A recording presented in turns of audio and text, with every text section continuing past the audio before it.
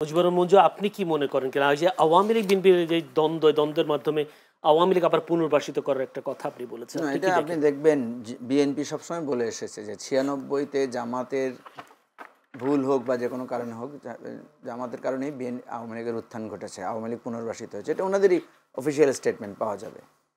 তো তাহলে জামাত তো আপনাদের বন্ধু ছিল 91-তে, 96-তে আপনাদের আবার শত্রু হয়ে গেল কেন? এই প্রশ্নটা তো আমরা বিএনপিকে করতেই পারি। তাহলে আপনাদের এই বন্ধুত্ব শত্রুতায় রূপান্তরিত হলেই তো আওয়ামী লীগ অ্যাডভান্টেজ পায়। আপনারা যখনই এককভাবে দুই দল একসাথে নির্বাচন করেন তখন আপনারা বিজয়ী হন, আওয়ামী লীগ পরাজিত হয়। যখন আপনারা বিচ্ছিন্ন হয়ে যান তখন ভোটে আপনারা হেরে যান, আওয়ামী লীগ জিতে। এই ঘটনাটা ঘটেছে কয়েকবার, এবং তার ভিত্তিতে কিন্তু এমন একটা পরিস্থিতি হয়েছে, আওয়ামী লীগ বুঝে ফেলেছে যে বিএনপি জামাত একসাথে হইলেই ভোটে সে আর জিততে পারবে না। এই জন্য কিন্তু সে ভোটই বন্ধ করে দিয়েছে। আপনি দেখবেন বিগত 3টা ইলেকশন আওয়ামী লীগ বন্ধ করে রয়েছে, এবং আওয়ামী লীগ কিন্তু চেষ্টা করেছে বিএনপি জামাতকে ভাগ করতে। জামাতকে এক ধরনের বুঝিয়েছে, বিএনপিকে এক ধরনের এর মধ্যে ফেলেছে যে বিএনপি জামাতকে পোষাচ্ছে, বিএনপি রাজাকারের দল, বিএনপি রাজাকারকে মানে আশ্রয় প্রশ্রয় দিচ্ছে, এটা বলে বিএনপিকে ডিমোরালাইজ করার চেষ্টা করেছে। সফলও তো হয়েছে শেষের দিকে। অন্যদিকে জামাতকে সে নানাভাবে বুঝিয়েছে যে তোমরা বিএনপি থেকে সরে আসো, তোমাদের ফাঁসির হবে না, তোমাদেরকে এটা দেওয়া হবে সেটা। এইটা করতে পারে নাই বলে কিন্তু সে ইলেকশন দেয় নাই। যদি করতে পারতো আওয়ামী লীগ কিন্তু একটা ইলেকশন দিত, কারণ আওয়ামী লীগ জানে বিএনপি জামাত আলাদা হলে তার ইলেকটোরাল পজিশনটা হয়। এখন আমরা কি দেখলাম?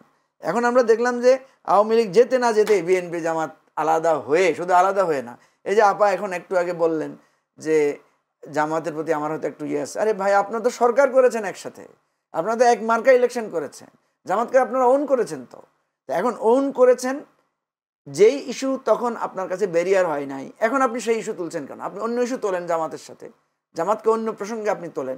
যেই ইস্যু জানা সত্ত্বেও আপনি জামাতের সাথে ঐক্যবদ্ধ হয়েছেন, সেই ইস্যুটা তখন আপনারা সলভ করেন না কেন? আপনারা তখন বলতে পারতেন যে জামাত তোমাদের সাথে আমরা ঐক্যবদ্ধ হইতে পারি, তোমরা আগে 71-এর জন্য ক্ষমা চেয়ে আসো। আমরা তো জামাতের ভিতর থেকে জামাতের ক্ষমা চাওয়ার দাবিটাকে তুলেছি, সেটা তুলতে গিয়ে আমরা আমাদেরকে দল থেকে বহিষ্কৃত হতে হয়েছে। আমি এটা নিয়ে খুবই আনন্দিত, এটা নিয়ে আমার কোনো আফসোস নাই। আমি ওই জন্যই খুশি যে জামাত, আমরা যে দাবিটা দিয়েছিলাম, জামাত এখন কিছুটা হলেও সেটার পথে হাঁটা শুরু করেছে। জামাত এখন বলেছে যদি ভুল করে থাকি ক্ষমা চাই, জামাত বলেছে 3বার ক্ষমা চেয়েছে। এগুলো কিন্তু খুবই হিস্ট্রিক্যালি, এগুলো কিন্তু ডট হয়ে যাচ্ছে।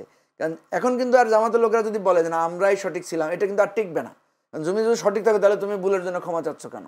তাইলে ওনারা যেটা বলছেন যে আপনার এই ক্ষমা চাওয়াটা আসলে একটা কৌশল, বা আসলে আপনি সিনসিয়ারলি চান না।